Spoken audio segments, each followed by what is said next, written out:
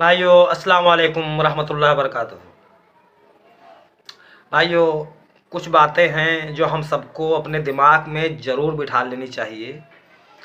सबसे पहली बात ये है कि देखिए, दुनिया कुछ भी कहे, फ़िरके वाले आलिम कुछ भी कहें, ये बात हमको बिल्कुल दिमाग में बिठा लेनी चाहिए कि दुनिया का कोई भी इंसान हो, चाहे वो आलिम हो या हाफिज हो, कारी हो या कोई आम आदमी हो, जब तक वो अल्लाह से हिदायत की दुआ नहीं मांगेगा तब तक वो हिदायत पर नहीं हो सकता, नहीं हो सकता, चाहे जो इंसान हो। अब यहाँ पर बात ये आ जाती है कि भाई दुआ सभी मांगते हैं, अल्लाह से दुआ सभी मांगते हैं, लेकिन एक थोड़ा सा बात ये ध्यान कीजिए कि भाई हम लोग जब दुआ मांगते हैं, बल्कि बहुत से लोग ऐसे हैं, हमने देखा भी है, जो दुआ मांगते हैं तो यार फ़र्ज़ नमाज के बाद बस 1 से 2 मिनट लगता है यार, और वो तस्बीह पढ़ के और दुआ फ़ौरन मांग चुकते हैं। तो ये बताइए कि हम अल्लाह से इत्मीनान से, सुकून से अगर दुआ मांगें तो वो दुआ अल्लाह को पसंद आएगी, या हम बहुत हाली हाली मांगें जैसे कि हम कोई हुक्म लगा रहे हैं, तो ये दुआ अल्लाह को पसंद आएगी? बताइए ईमानदारी से। तो भाई असली बात तो यही है कि जब किसी से कोई चीज़ मांगी जाती है तो थोड़ा नरमी से, इत्मीनान से, ठहर करके, आंखें नम करके अगर उससे मांगा जाए तो जल्दी मिलने की उम्मीद है।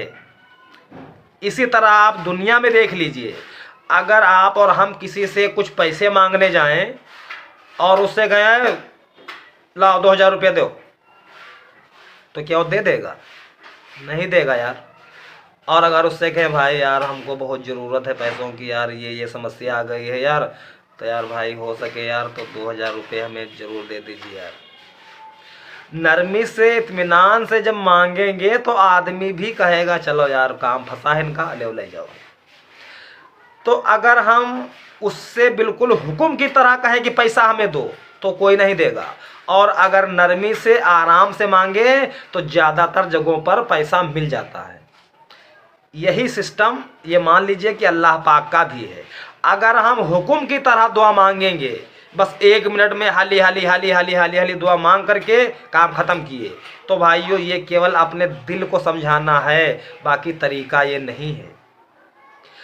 आज अगर हमारे घर में कोई नेता, कोई मंत्री आ जाए तो हम उनकी खिदमत में घंटों, 2 4 घंटे लगा देते हैं, और उनके सामने बड़े ही इत्मीनान से, बहुत ही सुकून से बैठते हैं। किसी का फ़ोन अगर आने लगेगा फ़ौरन फ़ोन काट देंगे और मंत्री जी की खिदमत में हम हाजिर रहेंगे। और जब हम अल्लाह के सामने गए हुए हैं नमाज में, तो वहाँ हम जल्दी मचा रहे हैं। तो ये कमी नहीं हम लोगों की भाइयों, बहुत बड़ी कमी है ये। हम लोग नमाज में जब खड़े होते हैं तो ये मान लीजिए कि हम अल्लाह को देख रहे हैं, और अगर ये तसव्वुर दिल में ना आए तो ये तो मानना ही पड़ेगा कि अल्लाह हमको देख रहा है। और यार जब अल्लाह हमको देख रहा है और हम अल्लाह के आगे माथा टेकने गए हैं, तब भी हम जल्दी जल्दी मचा रहे हैं, तो ये हम सबकी बहुत बड़ी नादानी है, बहुत बड़ी नादानी है। भाई सब कुछ अल्लाह ही का तो है। भाई अल्लाह हमारी जान का मालिक है, वो चाहे तो हमें जिंदा रखे, चाहे तो अभी हमें मौत दे दे। अल्लाह ही हमारी इज्जत का मालिक है, चाहे तो हमें इज्जत दे, चाहे तो हमें जलील और रुसवा कर दे।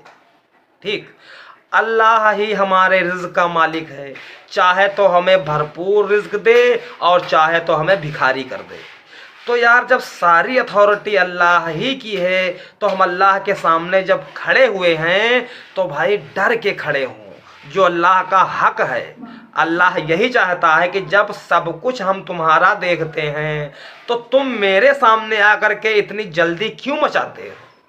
और भाइयों यकीन मानिए आप, मुसलमानों की अक्सरियत नमाज पढ़ने में बहुत जल्दी करती है, बहुत जल्दी करती है। इसमें भाई हमारे देवबंदी भाई हों, चाहे बरेलवी भाई हों, चाहे अहले हदीस भाई हों, क्योंकि अहले हदीस भाई मेरे पास कम है।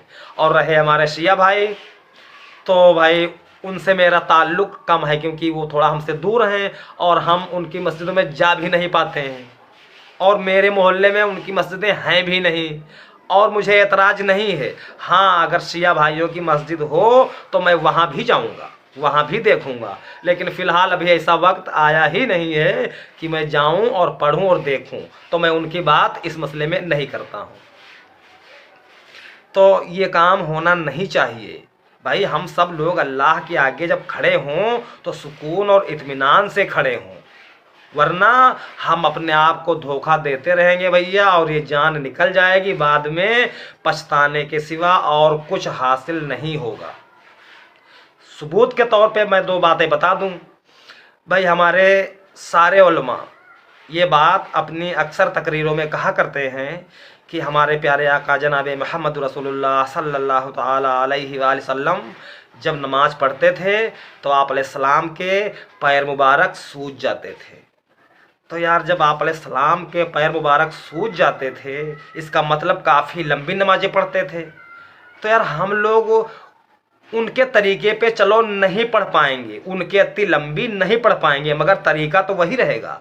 और हम सब लोग जब आप अलैहिस्सलाम ही के उम्मती हैं तो कुछ तो असर होना चाहिए यार। भाई, नमाज में कुछ तो सुकून होना चाहिए। अगर हम सुकून ही नहीं रखेंगे तो भाइयों, ये तरीका आप अलैहिस्सलाम का नहीं है, नहीं है।